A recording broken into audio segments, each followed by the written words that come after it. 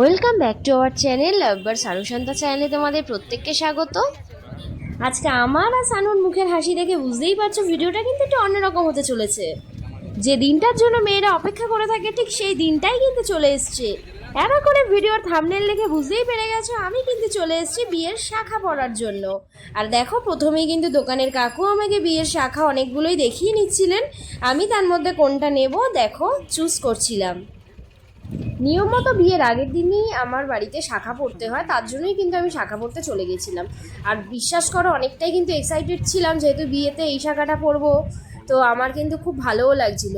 আর যত দেখছি তত তো মাথা আরও হাইজ্যাক হয়ে যাচ্ছে কোনটা নেব। তো ফাইনালি কিন্তু কাকুকে বলে দিলাম যে আমার এই শাখাটাই পছন্দ, তুমি এই।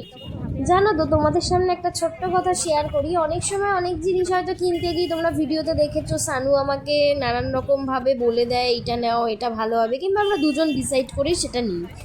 কিন্তু এইবার সানু কিন্তু আমাকে কোনো রকমই কোনো হেল্প করলো না।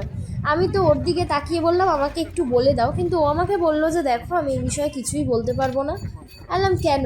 বলে আমি শুধু আজকে চেয়ে দেখি। আর ওর কিন্তু সম্পূর্ণ ওর মুখের এক্সপ্রেশন ছিল সম্পূর্ণ একটু অন্যরকম, কেননা অনেকগুলো বছরের আমাদের ভালোবাসা জানো তো।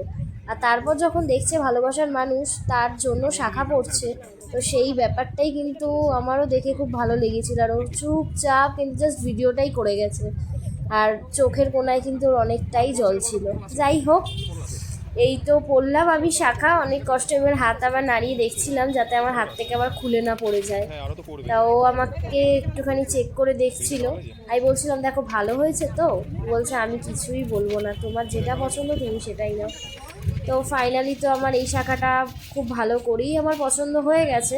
এবার কিন্তু দোকানের কাকু বা হাতে আমাকে বলে দিল যে আমি ফার্স্ট টাইম লোহা পরাবো, কিন্তু আমার তো কোনো রকম আইডিয়াই ছিল না যে ফার্স্ট টাইম লোহা পরে নিয়ে তারপর পড়তে হয়। দাদা কাকু বললো যে হ্যাঁ পাশে আগে লোহা পরে নিতে হবে তারপরেই তুমি পড়বে। তা যাই হোক, আমি কিন্তু এইভাবে আগে বা হাতে আগে কাকু লোহা পরিয়ে রেখে দিচ্ছিলেন কোনটা আমার হাতে ফিট হবে। তারপর দেখো কাকু কিন্তু আমাকে বা হাতে শাখাটাও পরিয়ে দিলেন আমাকে প্রণাম করিয়ে। এটা নাকি খুব শুভ। যাই হোক, অনেকটা কিন্তু আমার মনেও ভারাক্রান্ত যে কি করব না করব জানি না। যাই হোক, তারপর তো আমার ফাইনালি দু হাতেই আমার শাখা পরার ডান। এবার কিন্তু আমার ডিসাইড করতে হবে কোন পলাটা পরবো।